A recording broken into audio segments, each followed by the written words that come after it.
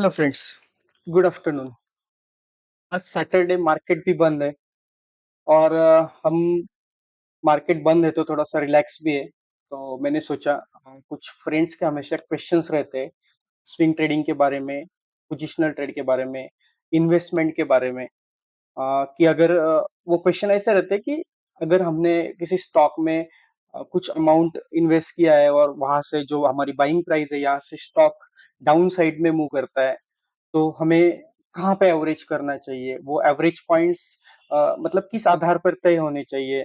जैसे कि या ऐसा है कि हमने एक स्टॉक में परचेस किया हुआ है एक्स वाई जेड प्राइस को, वहां से 10% स्टॉक अगर डाउन साइड में आता है तो हमें एवरेज करना चाहिए फिर से, और कितनी क्वांटिटी में एवरेज करना चाहिए, ये भी एक क्वेश्चन रहता है। दूसरी बात ये रहती है कि अगर वहां से भी स्टॉक अगर डाउन साइड में स्लिप करता है तो फिर कितने परसेंट पे एवरेज करना चाहिए, वो रेशो क्या होना चाहिए। कभी 5% पे एवरेज करना चाहिए, 10% पे एवरेज करना चाहिए, 50% पे एवरेज करना चाहिए। तो इसके लिए हम क्या कर सकते हैं, तो ऐसे बहुत सारे क्वेश्चंस फ्रेंड्स पूछते रहते हैं जो भी इन्वेस्टमेंट करते हैं, पोजिशनल स्विंग ट्रेडिंग करते हैं। तो उनके लिए खास मैंने सोचा कि एक वीडियो बनाऊं, उसके साथ में एक एक्सेल का एक कैलकुलेटर भी देखेंगे और उसके अकॉर्डिंग हम काम करेंगे।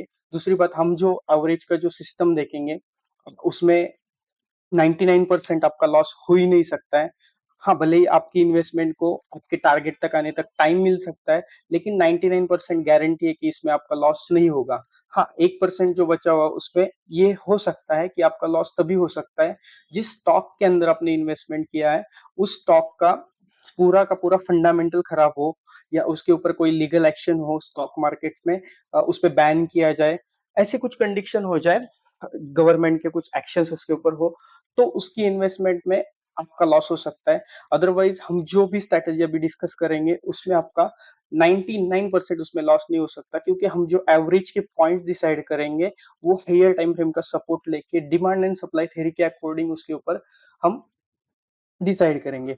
तो चार्ट के ऊपर देखते हैं, अभी मैंने यहाँ पे एबीबी का चार्ट लगाया हुआ है। तो एबीबी की चार्ट के ऊपर हम देखेंगे, यहाँ पे क्वेश्चन भी डालेंगे कि क्या क्या हम उसमें कवर करेंगे। तो अभी जैसे कि मैंने मंथली का टाइम फ्रेम है, मंथली के टाइम फ्रेम का चार्ट यहाँ पे प्लॉट किया हुआ है। तो मंथली के टाइम फ्रेम के ऊपर अगर हम as per demand supply trading करते हैं, तो जो भी डिमांड सप्लाई ट्रेडिंग करते हैं उनको पता है कि एमआईटी ट्रेड्स होते हैं, क्यूआईटी ट्रेड्स होते हैं, डब्ल्यूआईटी ट्रेड्स होते हैं, जिसमें तीन टाइम फ्रेम जो होती है। जैसे कि एमआईटी है तो मंथली, वीकली, डेली, ऐसे टाइम फ्रेम के अकॉर्डिंग उसका पूरा का पूरा एनालिसिस किया जाता है और उसके अकॉर्डिंग फंड या भी जो भी ट्रेड है वो एग्जीक्यूट किया जाता है। वो क्वांटिटी, रिस्क रिवॉर्ड रेशियो, सारी चीजें उसमें कैलकुलेट होती है। तो हम यहाँ एग्जांपल के लिए देखेंगे कि अगर हम यहाँ पे एमआईटी ट्रेड लेते हैं, मतलब पोजीशन ट्रेडिंग करते हैं, या फिर स्विंग ट्रेडिंग करते हैं, या लॉन्ग टर्म के लिए हम इन्वेस्टमेंट करते हैं, तो हम हमारा जो फंड है उसको यहाँ में कैसे यूज करना है। तो देखिए, अगर हम चार्ट पे देख रहे हैं तो यहाँ पे मुझे एक मंथली का डिमांड जोन मिल रहा है। मैं इसको मार्क करता हूँ, डिमांड जोन को। ये मंथली डिमांड जोन यहाँ पे मार्क हुआ है। तो अगर मंथली डिमांड जोन के ऊपर मैं डायरेक्ट ट्रेड तो नहीं लूंगा, तो मैं स्विच करूंगा वीकली के ऊपर। और वीकली में मुझे जहाँ पे कोई अगर अच्छी लेवल मिलती है ट्रेड एग्जीक्यूट करने के लिए, बाय करने के लिए, तो देखिए यहाँ पे जो भी लेवल है, जैसे कि अभी मैंने यहाँ पे एक लेवल फाइंड आउट किया है, यहाँ पे एक लेवल मिल रहा है मुझे इस एरिया में। लेकिन मुझे थोड़ा मंथली के टाइम फ्रेम का एक अच्छा सपोर्ट लेना है, तो मैं यहाँ पे थोड़ा सा डाउन साइड में शिफ्ट करूंगा मेरे प्राइस पॉइंट को, और मैं यहाँ पे एंट्री करूंगा। लेकिन अभी जो स्ट्रैटेजी हम बात कर रहे हैं उसमें हम एवरेज सिस्टम के बारे में बात करेंगे, इसलिए मैं स्टॉप लॉस के बारे में बात नहीं करूंगा। या फिर स्टॉप लॉस, अगर हमें कोई मतलब इंट्राडे ट्रेड करना है या तो स्काल्पिंग करना है तो उसमें हमें स्टॉप लॉस लेना पड़ेगा। यहाँ पे फ्यूचर ऑप्शन की कोई बात नहीं होगी, क्योंकि फ्यूचर ऑप्शन के बारे में हम यहाँ पे बात नहीं करें। हम करें हमारे जो भी कैपिटल है उसको इन्वेस्ट करके विदाउट लॉस से प्रॉफिट पे हम कैसे बाहर आ सकते हैं, जो भी 99% हम उसकी एक्यूरेसी भी चेक करेंगे। तो जैसे मैंने यहाँ पे एक बॉक्स मार्क किया, एक पहले हायर टाइम फ्रेम के ऊपर, मंथली टाइम फ्रेम के ऊपर मैंने एक बॉक्स मार्क किया जो डिमांड एरिया है, और उसके अंदर मैंने यहाँ पे डेली के ऊपर एक डिमांड एरिया मार्क किया। अभी प्राइस अगर मुझे इस पॉइंट पे मिलती है यहाँ पे, तो मेरी एंट्री रहेगी इस एरिया में।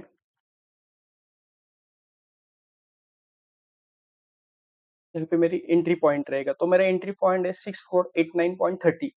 तो इसको थोड़ा इजी करने के लिए हम क्या करते हैं, राउंड फिगर कर देते हैं इसको। ओके।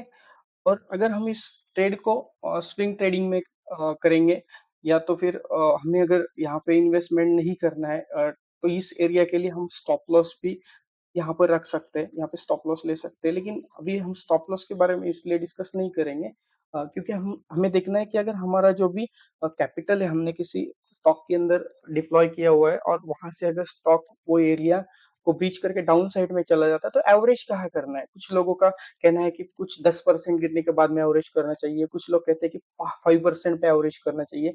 लेकिन हम कैसे करते हैं काम, या तो फिर हमारा स्ट्रेटेजी क्या होगा, उसके अकॉर्डिंग हम काम करेंगे। और उसके अकॉर्डिंग काम करते हैं। अगर हम यहाँ पे जो भी हमारा फंड है, जैसे कि अभी मैं लेके चलता हूँ कि हमारा 10 लाख रुपीज फंड है, तो अगर यहाँ पे मुझे 10 लाख रुपीज यहाँ पे इन्वेस्ट करने हैं। 1 मिनट। यहाँ पे मेरा फंड रहेगा 10 लाख रुपीज। ओके। तो 10 लाख रुपीज मुझे इन्वेस्ट करने हैं।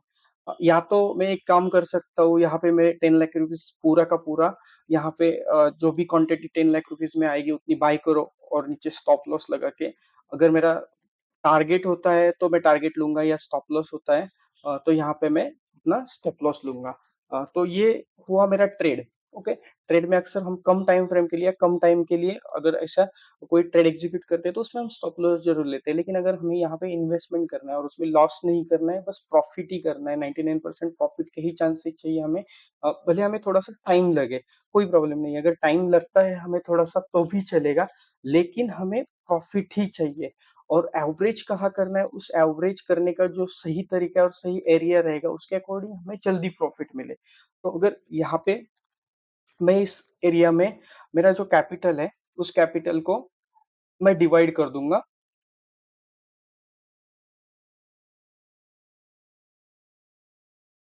40%।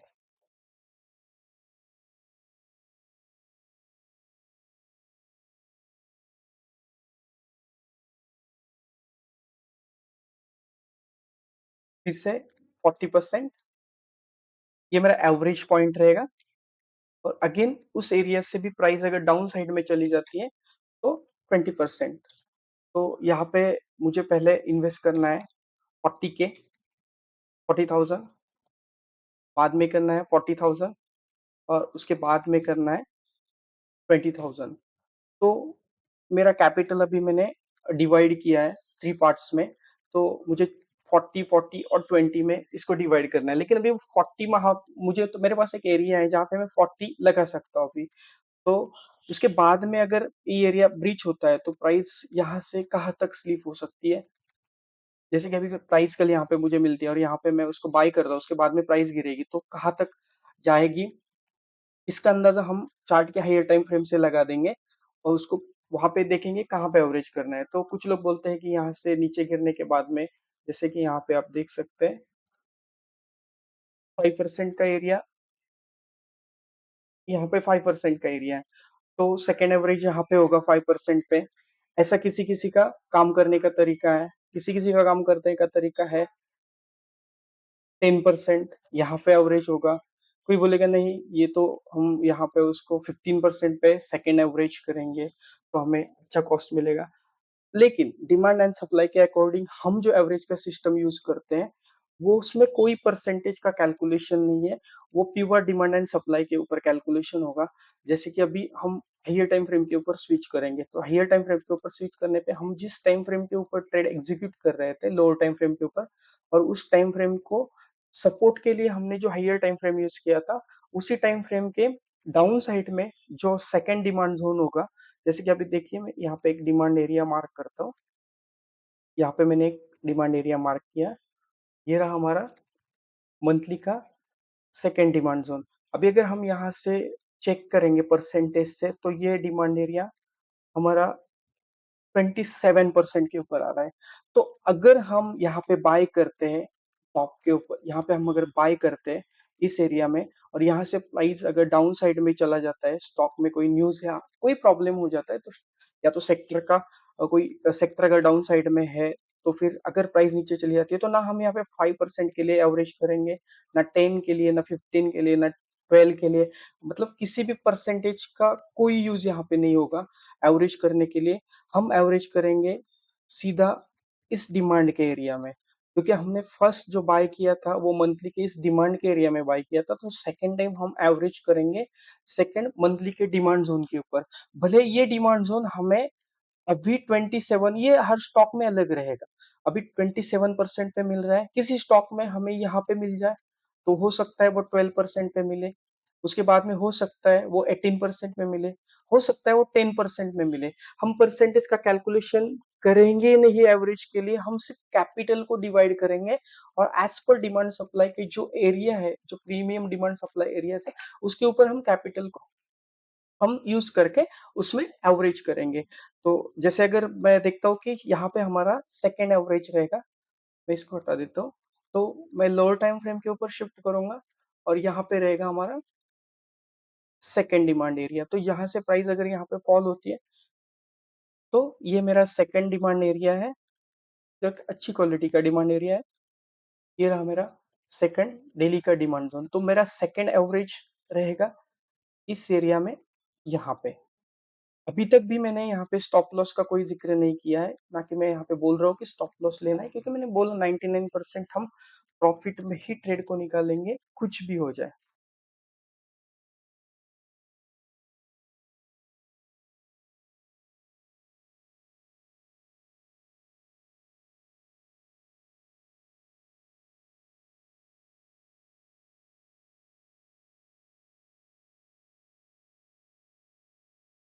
ये रहा हमारा सेकंड, जो 40,000 हमें यहाँ पे एवरेज करना है एरिया। अब हमारे कैपिटल का, हमारे हमने जो पार्ट्स किए थे 40%, 40%, अभी हमारे पास 20% है। जहां तक मेरा एक्सपीरियंस है मार्केट में, मैंने देखा है कि मुझे कभी 20% एवरेज करने का मौका भी नहीं मिला। क्यों कि यहाँ पे और एक स्टाइल है ट्रेडिंग का, जिसको हम हाइयर टाइम फ्रेम को क्वार्टरली पे चेक करेंगे। तो अगर मैं क्वार्टरली के एरिया के ऊपर जाता हूँ, तो आप देख सकते हैं ये जो सेकंड मेरा एरिया जो आया है मंथली का डिमांड जोन, इसी के अंदर यहाँ पे मुझे क्वार्टरली का एरिया मिल रहा है। तो ये काफी हाई क्वालिटी एरिया होता है, ना कि ये इतनी आसानी से ब्रीच नहीं होता है। इसमें इसे ब्रीच करने के लिए इंस्टीट्यूशन को काफी सेलिंग करनी पड़ेगी। तो ये हम मुझे यहाँ पे क्वार्टरली का एरिया भी मिला, मैं आपको मार्क करके दिखा देता हूँ।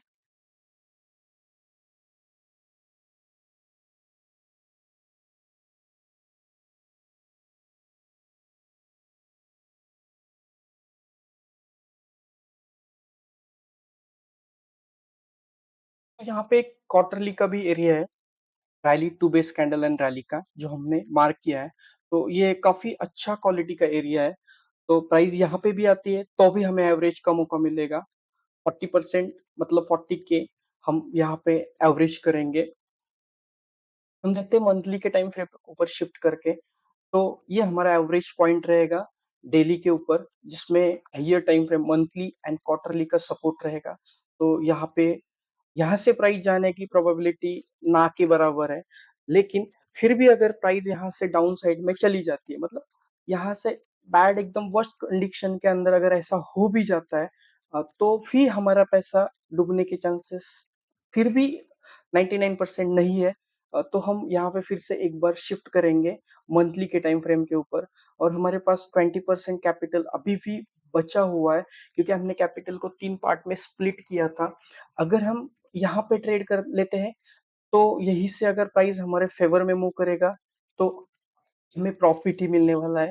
और अगर प्राइस यहाँ से ये एरिया ब्रीच करके डाउन साइड में चला जाता है, तो परसेंटेज का यूज ना करके हम अच्छी क्वालिटी का हाइयर मंथली का फिर से एक हाइयर टाइम फ्रेम का यूज करके वहां पे हम एक एरिया मार्क करेंगे डेली के टाइम फ्रेम के ऊपर, और वहां पे हम फिर से 40% यहाँ पे हम कैपिटल डिप्लॉय करेंगे।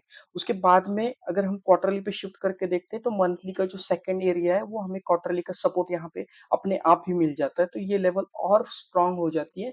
उसके बाद में मंथली के ऊपर हमारे पास जो 20% कैपिटल बचा है, उससे अगर हमें कभी एवरेज करने की जरूरत ही पड़ ही गई, तो यहाँ पे हमारा है और एक मंथली का एरिया।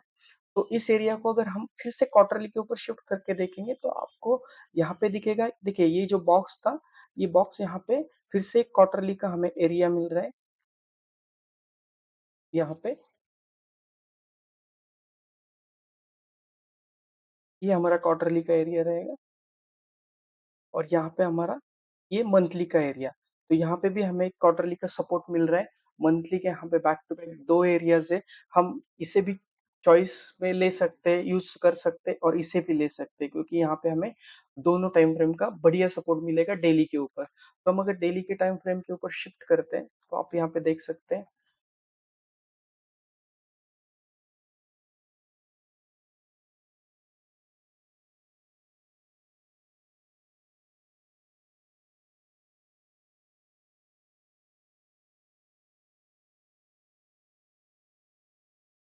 एरिया को थोड़ा ठीक से मार्क कर लेते हैं।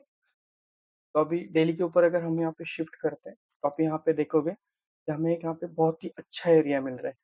अगर आपको लगता है कि अब यहाँ पे एवरेज करना चाहिए तो आप यहाँ पे भी एवरेज कर सकते हैं, क्योंकि यहाँ पे भी एक अच्छा खासा डिमांड एरिया है और यहाँ पे भी एक अच्छी क्वालिटी का डिमांड एरिया है। तो चलो मैं ज़्यादा बॉटम में नहीं जाऊंगा, क्योंकि मुझे पता है 20% एवरेज करने का मौका शायद मार्केट देगा ही नहीं, क्योंकि वहां तक मार्केट नहीं आता है। बहुत टाइम से हमने इसको स्टडी में ऑब्जर्व किया है और यूज भी किया है लाइव मार्केट में। तो यहाँ पे मैं अगर एक एरिया प्लेस करता हूँ, अगर आपको क्वार्टरली के टाइम फ्रेम का सपोर्ट लेना है तो आप यहाँ पे भी एंट्री रख सकते हैं। इस एरिया में भी आप एवरेज के लिए प्राइस को ले सकते हैं। तो आप देख सकते हैं कि अभी जो आपका प्राइस चल रहा है सीएमपी, वो 7684 तक चल रहा है। और अगर आपका बाइंग होता है 6489, सेकेंड एवरेज होता है 4571 और आपका थर्ड एवरेज अगर इस एरिया में होता है,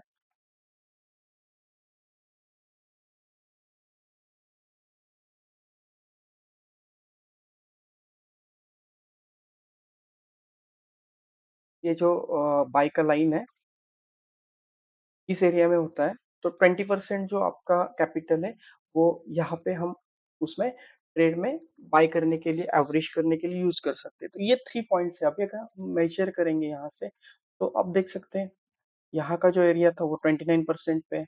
अगर एबीबी जैसा अच्छे क्वालिटी का स्टॉक है और वो 29% डाउन आएगा तो आप सोच सकते हैं आपको कितना अच्छा वहाँ पे कितना अच्छा क्वालिटी का एरिया मिलेगा और कितनी अच्छी प्राइस पॉइंट में वो मिल रहा है। मतलब बहुत ही चीप प्राइस में मिल रहा है। उसके बाद में अगर यहाँ से आप उसको डाउन साइड में एवरेज करेंगे तो आपको फिर से 24% पे। तो ये जो परसेंटेज का एरिया है, ये हम परसेंटेज के ऊपर फाइनल नहीं करेंगे। ये जो भी है ये फाइनल होगा डिमांड एरिया के अकॉर्डिंग। तो डिमांड एरिया अगर हमारा यही यहीं पे सेकंड डिमांड बनेगा मंथली का, तो हम यहीं पे सेकंड डिमांड पे 40% एवरेज करेंगे।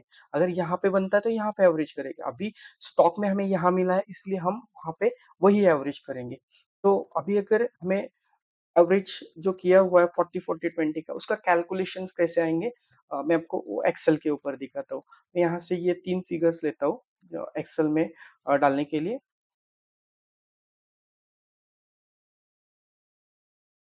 हमारा फर्स्ट है 6489 और सेकंड है 4571 और हमारा थर्ड है 3475। तो ये 3 प्राइस पॉइंट हमें मिले हैं। फर्स्ट पॉइंट पे हमारी एंट्री होगी, सेकंड पॉइंट पे हमारा एवरेज होगा और वहीं से भी प्राइस अगर डाउन साइड में चली जाती है तो थर्ड पॉइंट में भी हमारा यहाँ पे एवरेज होगा, एवरेज बाइंग होगी। यहाँ पे हमारा फंड होगा एलोकेट 40%, यहाँ पे होगा 40% या यहाँ पे होगा 20%। 20% शायद ही आपको कभी फंड उसमें उस ट्रेड में डालने का मौका भी ना मिले।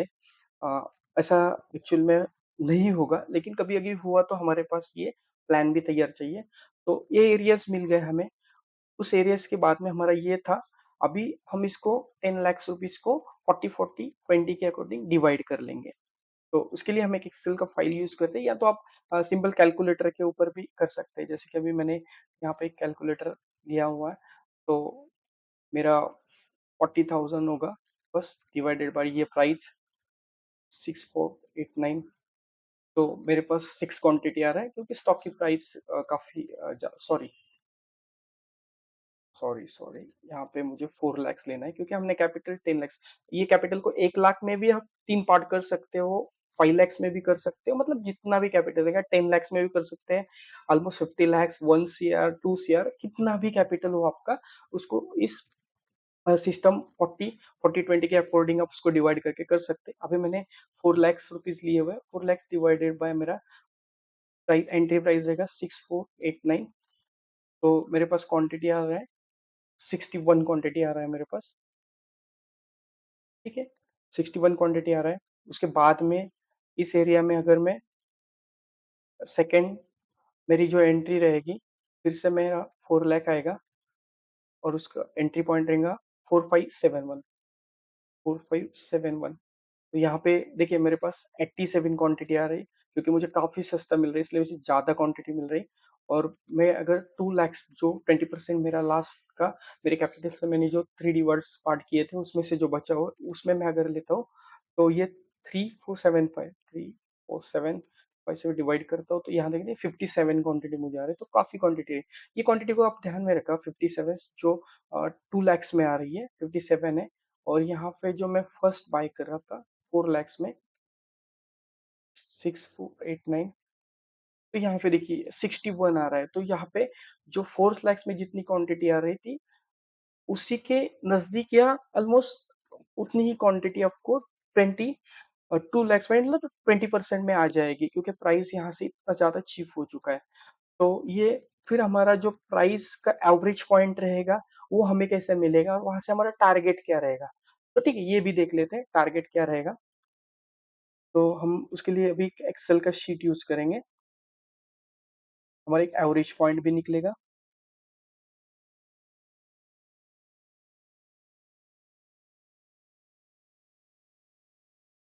देखिए हमारे पास ये 3 प्राइस है, जैसे कि हमारा स्टॉक था एबीबी इंडिया, ये हमारा सिंबल। यहाँ पे मैंने capital 10 lakhs rupees already excel file में टाइप करके रखा हुआ है। एबीबी हमारा स्टॉक है। तो यहाँ पे डेट आप जिस भी टाइम पे आप लोगे, वो टाइम का डेट आप यहाँ पे परचेज डेट डाल सकते हैं। तो अभी ये डेट ऐसे ही रहने देते हैं, इसको कुछ नहीं करते हैं। तो यहाँ पे हमारा फर्स्ट जो था, एंट्री था 6489, जिसमें हमारा, यहाँ पे आप फॉर्मूला देख सकते हैं, फॉर्मूला में 60, यहाँ पे हमें करना है 40, तो यहाँ पे करना है 20। तो ये जो फॉर्मूला था 40 20 40, ये भी ये सेम फॉर्मूला है, आप उसका कैपिटल ऐसे भी डिवाइड कर सकते हैं।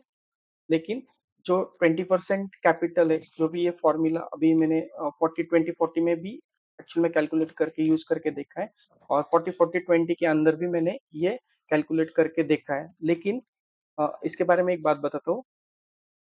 जैसे कि हमें बैक टेस्टिंग बहुत किया हुआ है, तो उसमें, और जो भी कभी हमने करंट पोजीशंस भी बनाए थे, उसी के अकॉर्डिंग हमें यहाँ पे नहीं मिला कभी 20% एवरेज करने को। तो हमारा जो फंड था, जैसे कि हमने यहाँ पे एग्जांपल के लिए 10 lakhs रुपीज लिए, तो हमने इसको 3 पार्ट में डिवाइड किया था 40 40 20 में। तो हमने जब 40 20 40 में किया, तो हमारा जो 40% फंड था, मतलब 4 lakhs, तो वो एक्चुअल में वैसा ही वहाँ पे रह गया पेंडिंग, तो उसमें हमें यूज नहीं हुआ। तो उसके लिए हमने यहाँ पे एक सेकंड स्ट्रेटेजी में उसमें थोड़ा सा इम्प्लीमेंट करते 40 40 20 में कन्वर्ट किया। तो 40 40 20 में अगर हमारा 20% फंड ऐसा ही बैलेंस भी रहता है, तो हम वो कहीं यूज कर सकते हैं। क्योंकि ये चीजें जो एवरेज की है, वो अच्छे एरियाज में काम करोगे तो बहुत कम करने को आपको, मतलब कम मौका मिलेगा उसमें 20% या 40% भी एवरेज करने का। आपको स्टार्टिंग के 40 में ही यहाँ पे आपको टारगेट या प्रॉफिट आपका मिल जाएगा। तो अभी हमने यहाँ पे देखा,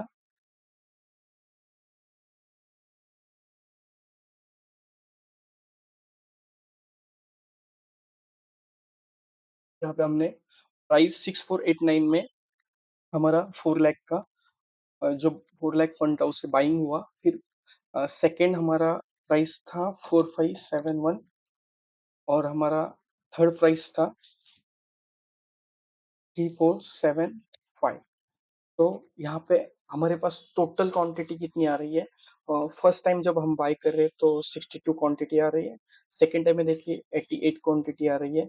और थर्ड टाइम में हमारे पास में क्वांटिटी आ रही है 58। तो ये हमारे पास क्वांटिटी आ रही है, और हमारे पास टोटल क्वांटिटी हो रही है 207। ओके,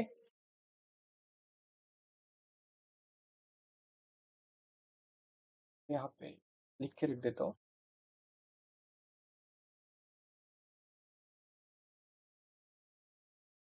20 से हो रही है, और हमारा जो एवरेज प्राइस आ रहा है वो आ रहा है, एवरेज कॉस्ट आ रहा है 4838।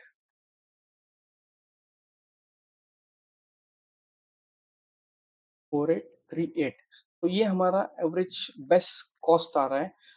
हम इसके अकॉर्डिंग 40 40 20 के अकॉर्डिंग अगर हम उसमें इन्वेस्ट करते हैं या एवरेज करते हैं, तो यहाँ पे परसेंटेज का कोई गेम नहीं है। जहाँ जिस एरिया में हमें जोन मिलेंगे उसी एरिया में हम काम करेंगे, क्योंकि ये हाई क्वालिटी के जोन्स आइडेंटिफाई करने के लिए हम काफ़ी सारे पॉइंट्स यूज करते हैं, काफ़ी सारे ट्रेड स्कोर यूज करते हैं, उसके अकॉर्डिंग ही ये जोन निकाले जाते हैं। तो उसी के लिए हम परसेंटेज को कोई कैलकुलेशन नहीं लेंगे, यहाँ पे जो भी होगा जोन के अकॉर्डिंग होगा। जोन जहाँ पे बनेगा, अगर सेकंड जोन हमारा 3% पे भी बनेगा तो भी हम उसमें से 40 जो परसेंट हमारा सेकंड फंडिंग है उसको हम उस ट्रेड के अंदर उतनी क्वांटिटी परचेस कर लेंगे। तो यहाँ पे हम हमारे पास प्राइस आया 4838। तो 4838 हम देखते हैं कहाँ पे आता है। 4838, देखिए यहाँ पे हमारा एवरेज, हम जब भी यहाँ तक बाय करेंगे तो हमारे पास क्वांटिटी आएगी 207 क्वांटिटी, और पूरे के पूरे मतलब, सॉरी यहाँ पे कुछ टाइपिंग मिस्टेक था, 40 ये नहीं है, 4 लाख होना चाहिए।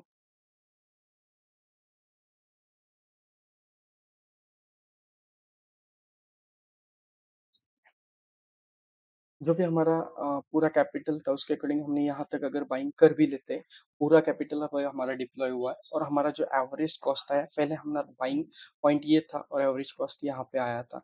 तो जब भी प्राइस यहाँ पे फॉल होगी और फॉल होते होते यहाँ पे पहुंच जाएगी, तो प्राइस ऑलरेडी जिगजैग फॉर्मेशन में ही चलेगी, तो फॉल होते होते यहाँ पे पहुंच जाएगी, और हमारा लास्ट का बाइंग इस एरिया में रहेगा, और ये हमारा एवरेज का पॉइंट है जहाँ जिसके ऊपर क्रॉस करते ही हमें प्रॉफिट चालू हो जाएगा। तो फर्स्ट टाइम हमने इस एरिया में बाय किया था, तो हमारा कोई टारगेट यहाँ पे रहेगा, कोई अपोजिट साइड्स का सप्लाई जोन हमारा टारगेट हो सकता है, या फिर कुछ परसेंटेज में, या तो फिर जो भी रेशो था 1:2 का वहां पे हमारा टारगेट हो सकता है। तो हम सेकेंड टाइम में इस टारगेट को कंसिडर करके चल सकते हैं, तो इसमें काफी अच्छा प्रॉफिट हो सकता है।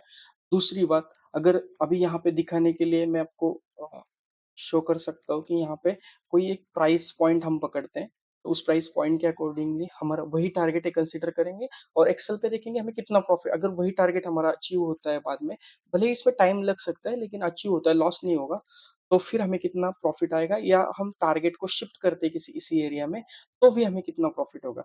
तो देखते हैं इसके ऊपर। अभी पहला हमारा इस एरिया में हमने जब मार्किंग किया, तो यहाँ पे हमारा एक लॉन्ग का टूल हम प्लॉट करेंगे। देखिए यहाँ पे हम ये स्टॉप लॉस रख के 1:2 का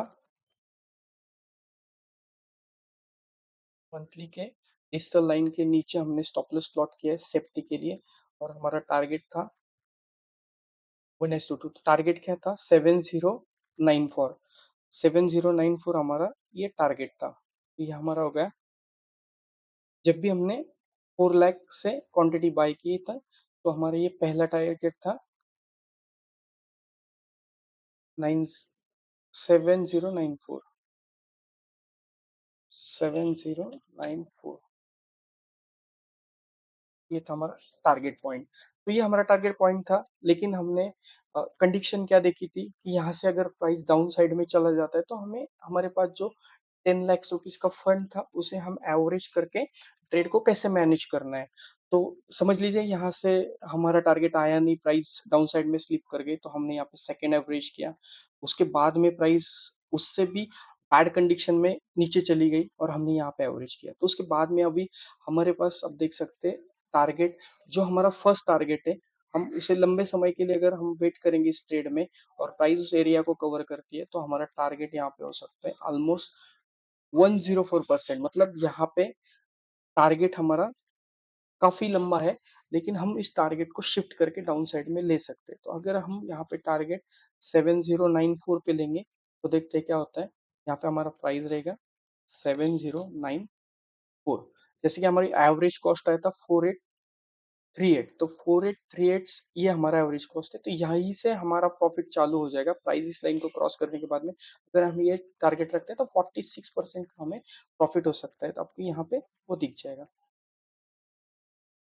देखिए 46.64। मतलब यहाँ पे हमें इस ट्रेड के अंदर 4,63,365 का यहाँ पे प्रॉफिट हो सकता है। इसमें पॉइंट हमारे गेन हुए 2256 के।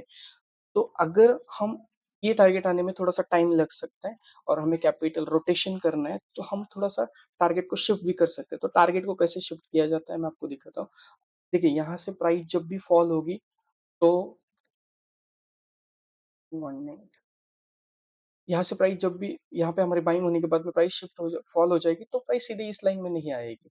ओके, ये ऐसा तभी हो सकता है जब कोई थर्ड वर्ल्ड वॉर हो या तो फिर कोविड जैसा सिचुएशन पूरे मतलब वर्ल्ड में फिर से एक बार आए, तभी प्राइस ऐसा फॉल हो सकता है, लेकिन इतना नहीं होता है।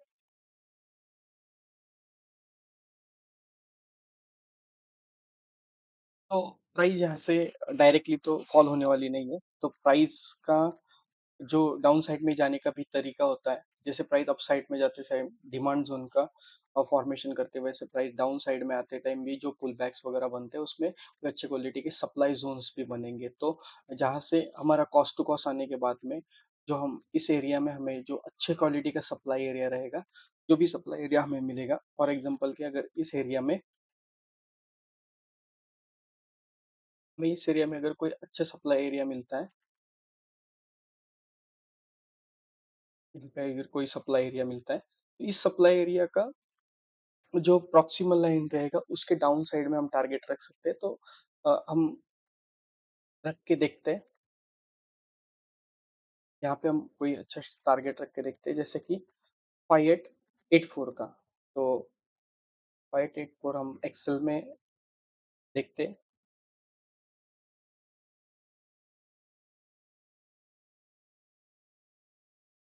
तो फिर भी आप देख सकते हैं कि आपका जो कैपिटल था, भले इसमें थोड़ा सा टाइम लगा हो रिकवरी होने के लिए, लेकिन इसमें लॉस नहीं होगा। यहाँ पे आप देख सकते हैं आपको कितना प्रॉफिट होने वाला है। ये डिपेंड करेगा आप कौन सा टारगेट रखते हैं, क्योंकि एक बार आपका एवरेज कॉस्ट का जो प्राइस लाइन है उसको क्रॉस करने के बाद में आपका प्रॉफिट स्टार्ट हो जाएगा। जो भी आपका टोटल नंबर ऑफ शेयर्स है उससे जितने भी पॉइंट्स आप कैप्चर करोगे वो सारा आपका प्रॉफिट रहेगा। तो यहाँ पे हम देख सकते हैं कि प्रॉफिट हमें 2 लाख के ऊपर कम से कम 2 लाख के ऊपर हमें प्रॉफिट दिख रहा है। परसेंटेज में देखेंगे तो 20% के अबव प्रॉफिट दिख रहा है। तो यहाँ पे जैसे कि मैंने बोला था पहले कि 99% लॉस होने के कोई चांसेस नहीं है। बस आपको इसको इम्प्लीमेंट करते टाइम दो चीजों का ध्यान रखना है।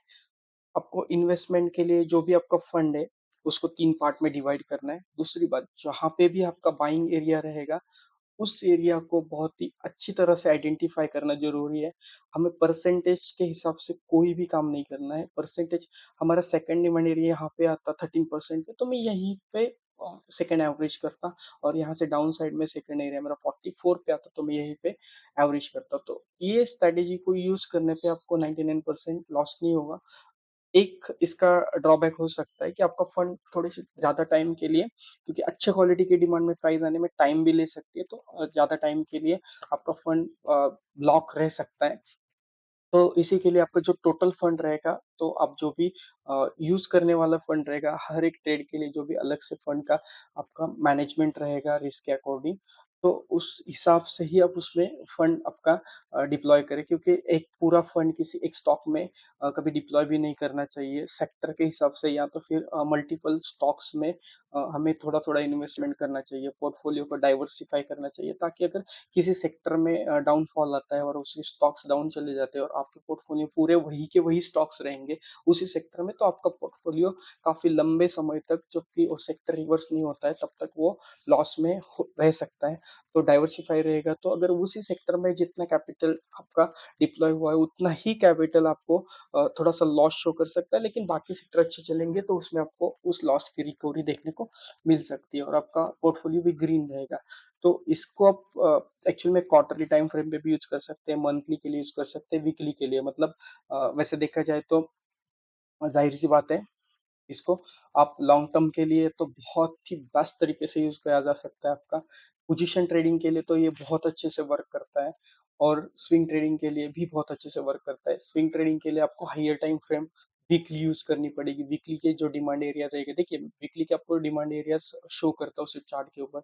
यहाँ पे आप देखेंगे वीकली के एरिया से आप स्टार्ट करते हैं, तो वीकली में देखिए ये मंथली का मैंने एक एरिया मार्क किया था, उसी के अंदर एक वीकली का एरिया था, तो काफी अच्छा एरिया। आप यहाँ पे बाइंग करेंगे तो ये टूटने का कुछ ज्यादा सवाल ही पैदा नहीं होता। लेकिन फिर भी अगर हम सोचेंगे ये टूट गया, तो हमारे पास ऑप्शन है। अगर आप ट्रेडिंग कर रहे हैं और कैपिटल आपको रोटेशन में यूज कर रहे हैं, तो आप यहाँ पे स्टॉप लॉस ले लिए।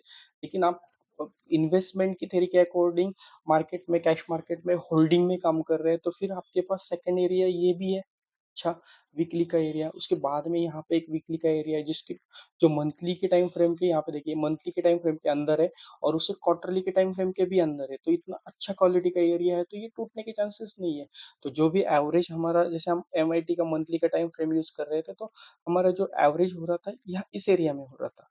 ठीक है, अभी वीकली पे हम काम कर रहे हैं, तो वीकली पे हमारा यहाँ से प्राइस स्लिप हो जाती है, तो सेकंड एवरेज यहीं पे होगा और थर्ड एवरेज यहीं पे हो जाएगा, और यहीं से जैसे प्राइस रिटर्न आएगी तो आपका प्रॉफिट चालू हो जाएगा। जैसे कि अब प्राइस आपके मतलब एवरेज कॉस्ट को क्रॉस करेगी, वैसे आपका प्रॉफिट वहां से चालू हो जाएगा। तो इसमें भी लॉस नहीं होगा। ये अच्छी स्ट्रैटेजी है, आप इसे अच्छा यूज कर सकते हैं। सिर्फ आपको डिमांड एरिया जो होते हैं वो आइडेंटिफाई करने आने चाहिए, और अच्छे क्वालिटी के डिमांड एरियाज आइडेंटिफाई करने को आने चाहिए। अ, खराब डिमांड एरिया रहेंगे तो वो ब्रीच होने के चांसेस थोड़े से ज्यादा रहते हैं।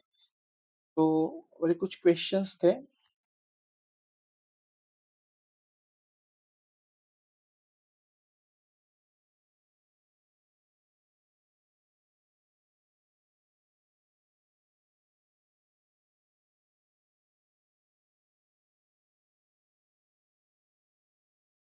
ये रहे क्वेश्चंस, तो मुझे लगता है इसके जवाब आपको मिल गए रहेंगे, लेकिन फिर भी देखते हैं। If I invest money in a trade and the price goes down, will I have to take a loss?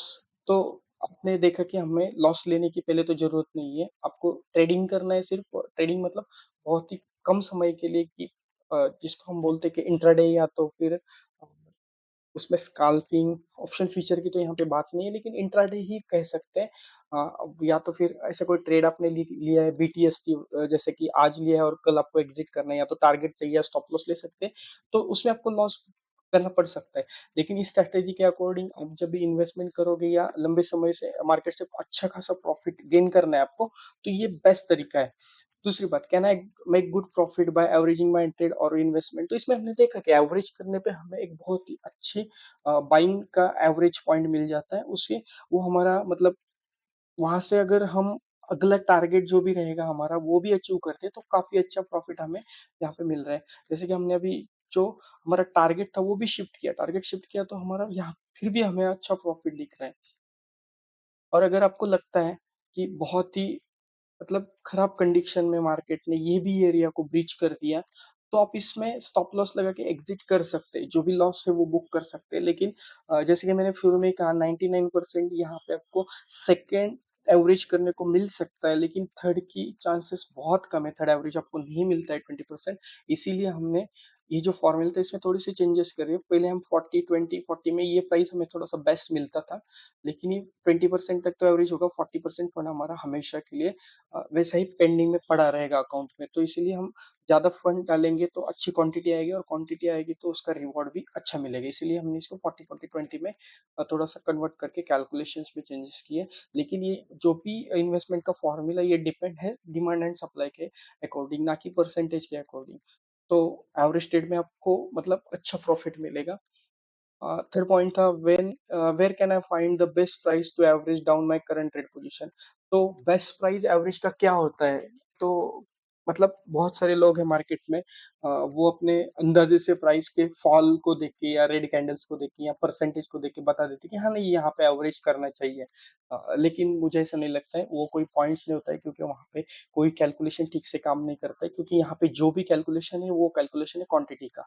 क्योंकि यहाँ पे क्वांटिटी अगर मेरे पास 207 है और यहाँ से एक पॉइंट भी अप एंड डाउन होता है स्टॉक, तो मुझे 207 रुपए का लॉस या प्रॉफिट यहाँ पे शो हो सकता है। तो मैं कोई रिस्क नहीं ले सकता। जो भी काम मुझे करना है, जैसे कि एवरेज भी करना है, तो वो भी बहुत ही प्रोफेशनल तरीके से होना चाहिए, बहुत एक्यूरेसी के साथ होना चाहिए। अगर मुझे स्टॉप लॉस भी लेना है, तो भी मुझे पता होगा कि अगर मैं इस लाइन के नीचे, अगर यहाँ पे समझ लीजिए कि मैंने यहाँ पे मेरा स्टॉप लॉस लगाया हुआ है और मैं यहाँ पे स्टॉप लॉस लेना चाहता हूँ और मुझे इस मतलब ट्रेड से बाहर जाना है, अगर मेरा ये लेवल ब्रीच हो जाता है, तो फिर भी मेरी एवरेज कॉस्ट यहाँ पे आई हुई है और यहाँ पे मेरा स्टॉप लॉस रहेगा, तो 33% का स्टॉप लॉस लेके मैं बाहर जा सकता हूँ। लेकिन अगर मैं यहीं पे ट्रेड होल्ड किया है और मुझे नहीं पता मार्केट कितना गिर रहा है, तो इस एरिया से मुझे स्टॉप लॉस कम आएगा। लेकिन यहाँ तक अगर मार्केट गिरता है और बहुत लॉस के बाद में मैं अपने कैपिटल से बाहर निकलता हूँ, तो 59% मैंने ऑलमोस्ट यहाँ पे मैं अगर 10 लाख रुपए का प्रॉफिट, जो भी हमारा कैपिटल था उस पूरा का पूरा डिप्लॉय कर देता हूँ इस एरिया में, और यहीं से मार्केट फॉल होता है, मेरे फेवर में टारगेट तक नहीं जाता है और ये गिरते गिरते नीचे आता है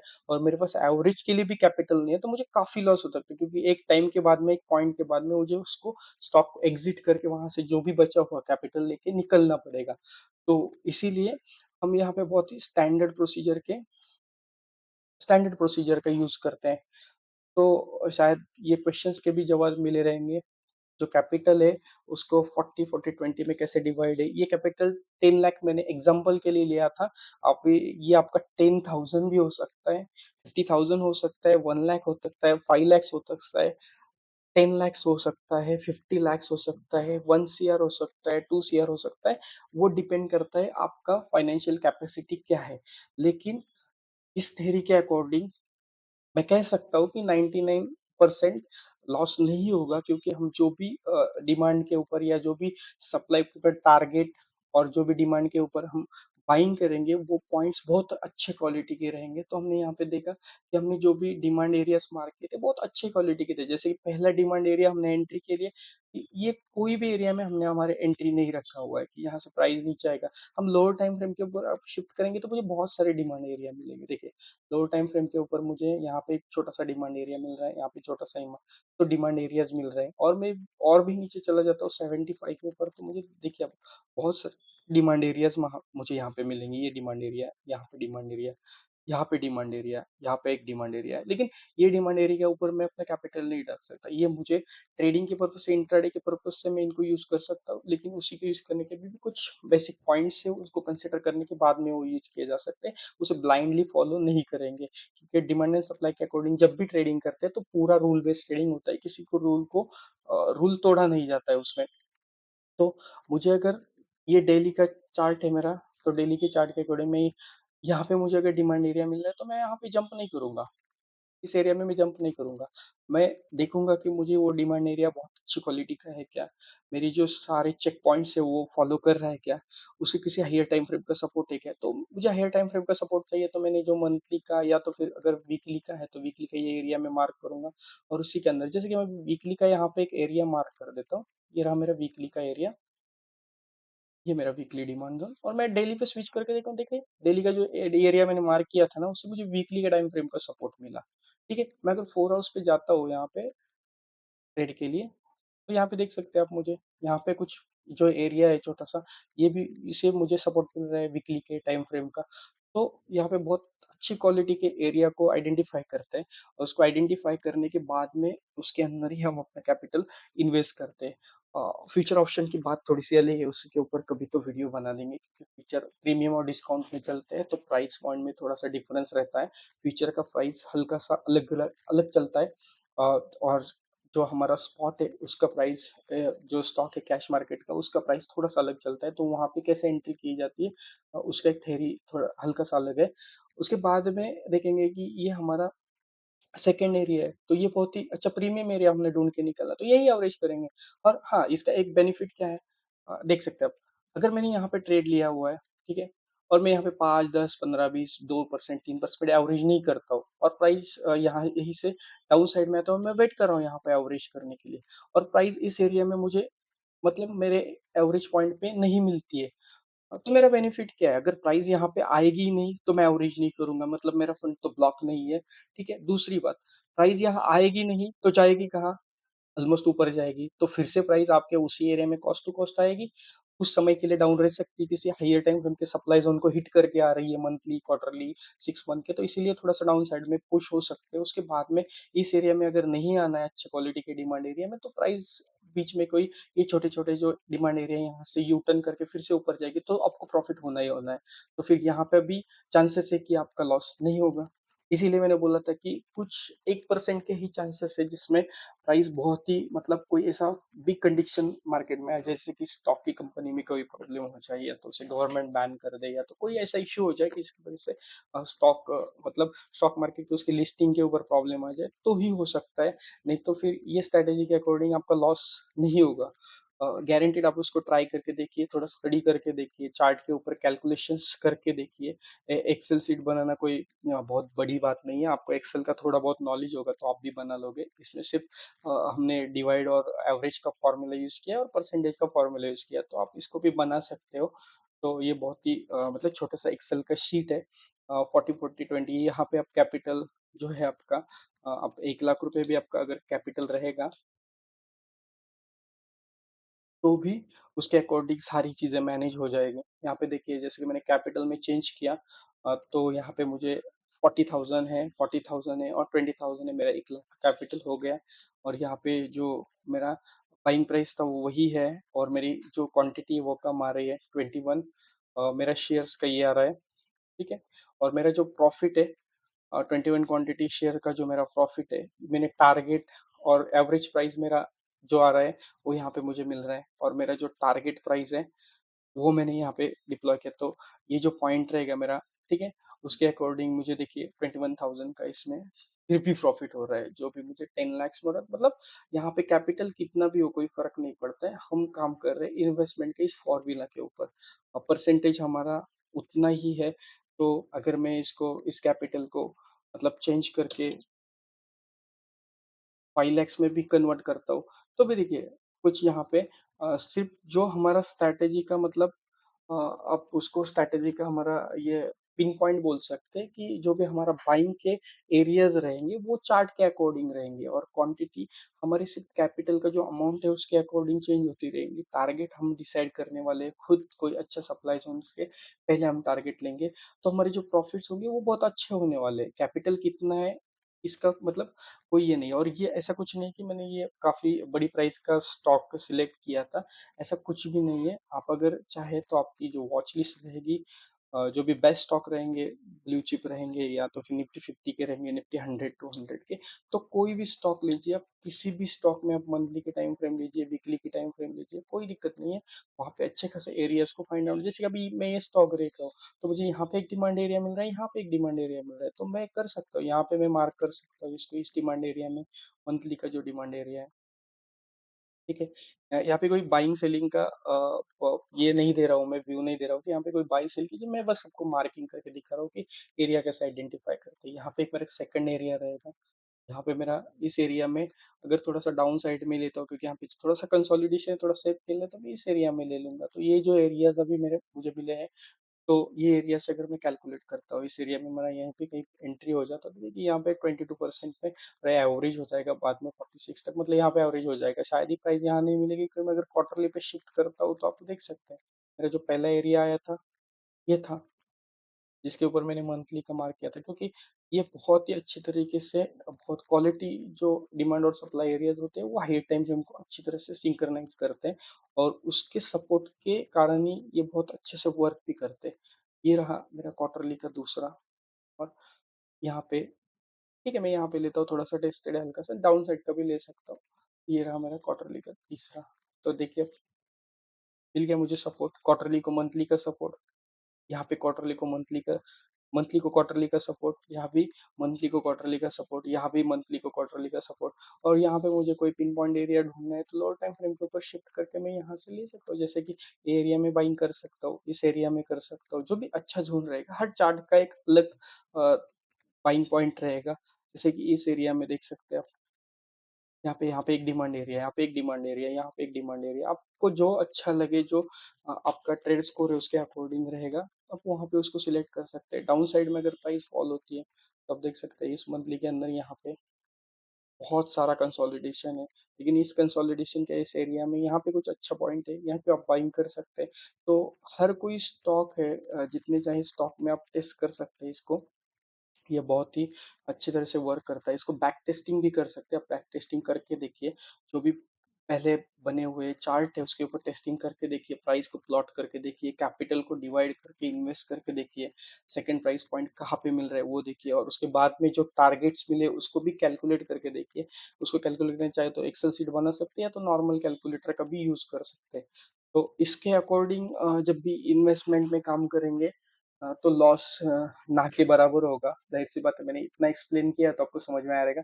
और अगर किसी को नहीं आया समझ में तो आप क्वेश्चन पूछ सकते हैं, तो आपका जो भी क्वेश्चन रहेगा उसका आंसर हम देने का पूरा कोशिश करेंगे। जैसे अभी ये बंधन बैंक है, बंधन बैंक का मंथली का एरिया है, तो देखिए बंधन बैंक बहुत ही डाउन साइड में चला गया है, बहुत ही डाउन साइड में।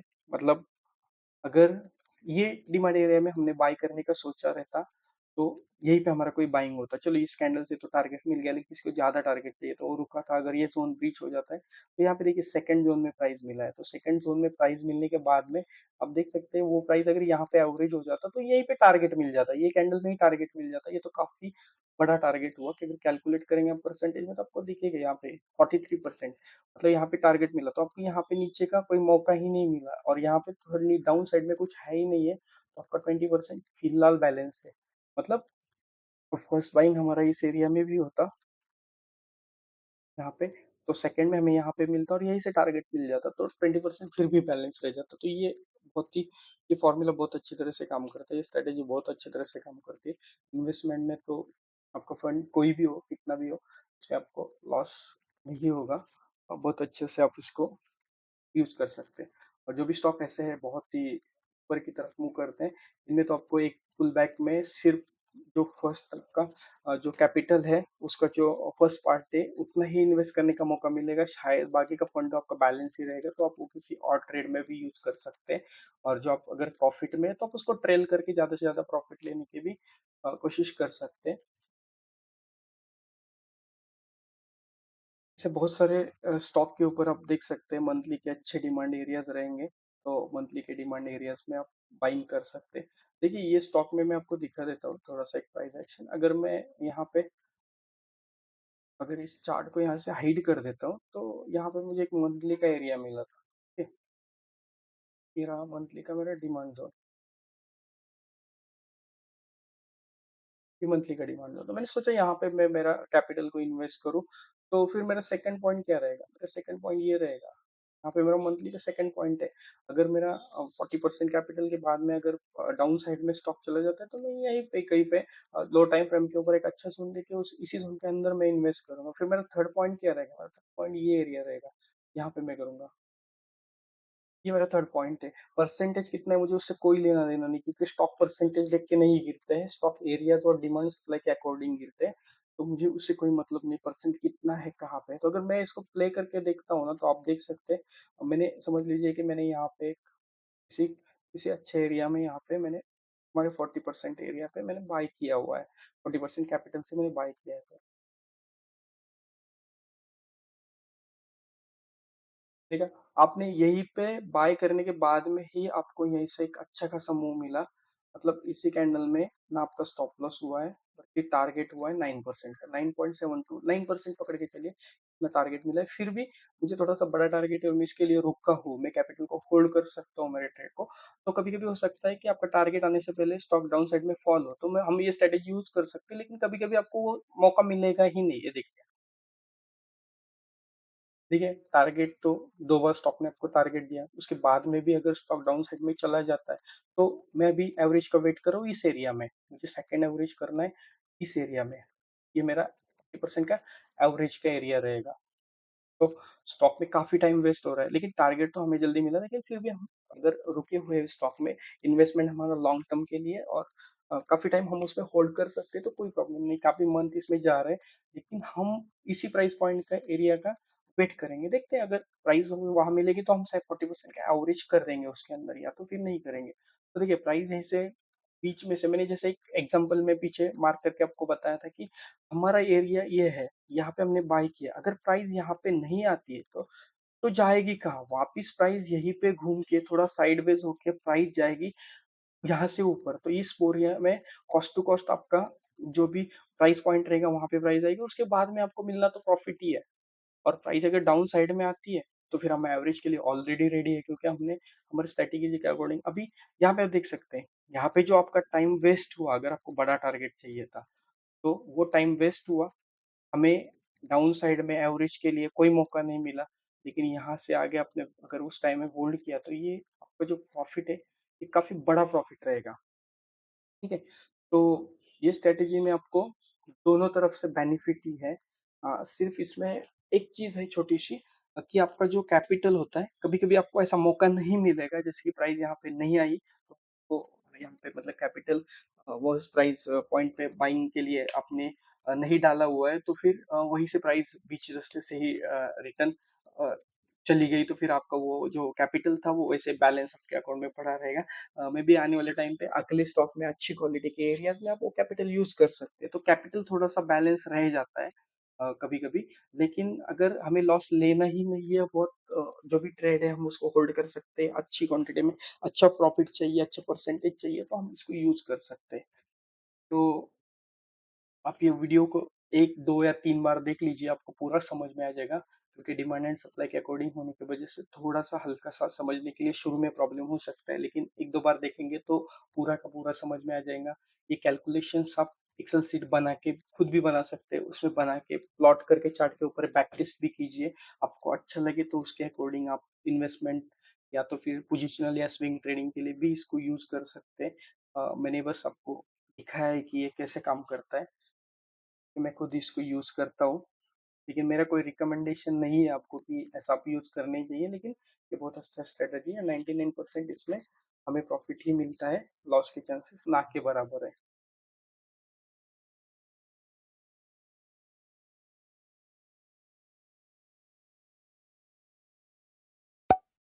तो अगर वीडियो अच्छा लगा हो तो लाइक कर दीजिए, सब्सक्राइब कर दीजिए, अपने दोस्तों के साथ में